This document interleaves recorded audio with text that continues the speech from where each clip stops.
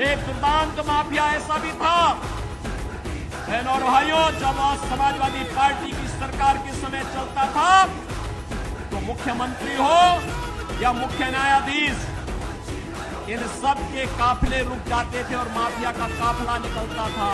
और जब हमने कार्रवाई की उस माफिया के खिलाफ और उसको रगड़ करके कोर्ट के सामने प्रस्तुत किया तो उसकी पैंट गीली हो गई थी।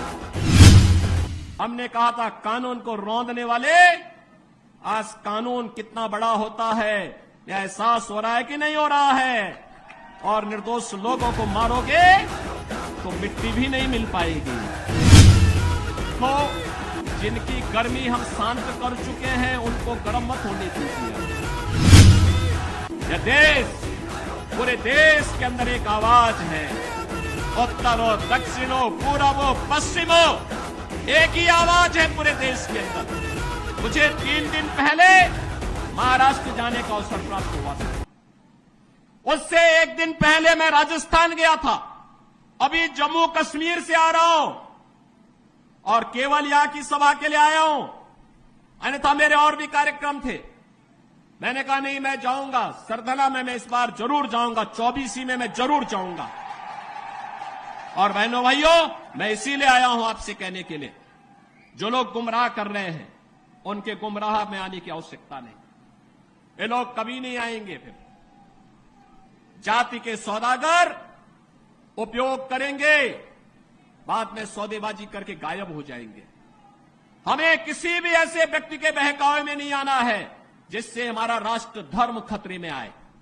याद रखना, इस देश के राष्ट्र धर्म को हमेशा खतरा जब भी आया है, इन्हीं लोगों के कारण आया है जिन्होंने जातीयता के आधार पर समाज के सामाजिक ताने बाने को छिन्न भिन्न किया है, हमेशा छिन्न भिन्न किया है।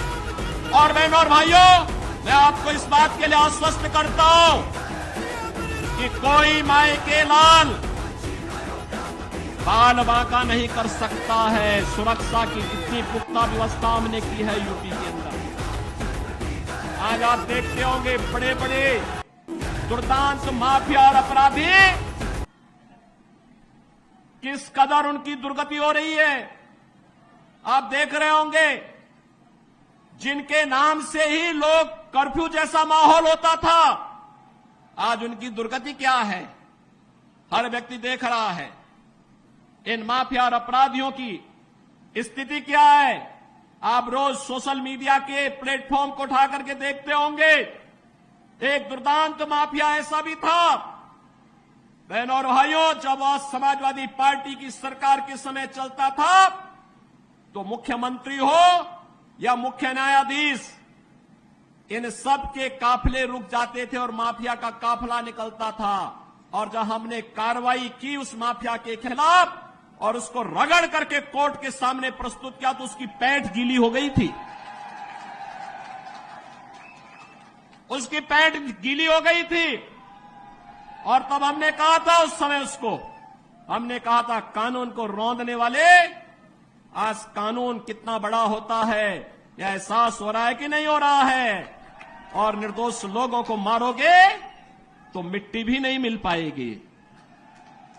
और बहनों और भाइयों, इसीलिए मैं आया हूं आपसे कहने के लिए, देखो, जिनकी गर्मी हम शांत कर चुके हैं उनको गर्म मत होने दीजिए। अब इस क्षेत्र को विकास की मुख्य धारा के साथ जुड़ने दो।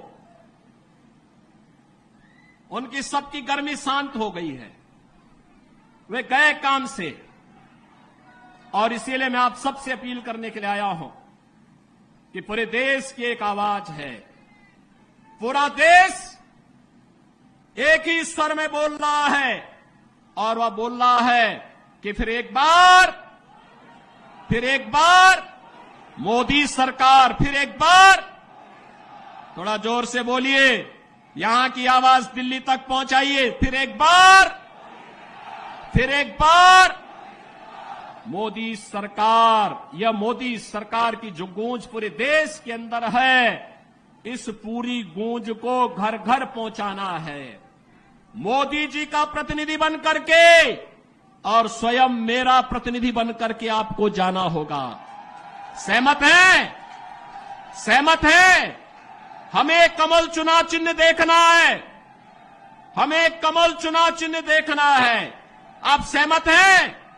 सभी लोग सहमत हैं? बहनों और भाइयों, सरधना विगत चुनाव में संजीव बालियान जितने वोट से जीते थे उसके दुगने वोट से जिताने की जिम्मेदारी सरधना को मैं दे रहा हूं। और बहनों और भाइयों, आप जिताएंगे तो मैं दोबारा फिर आऊंगा, यहां पर आऊंगा फिर दोबारा।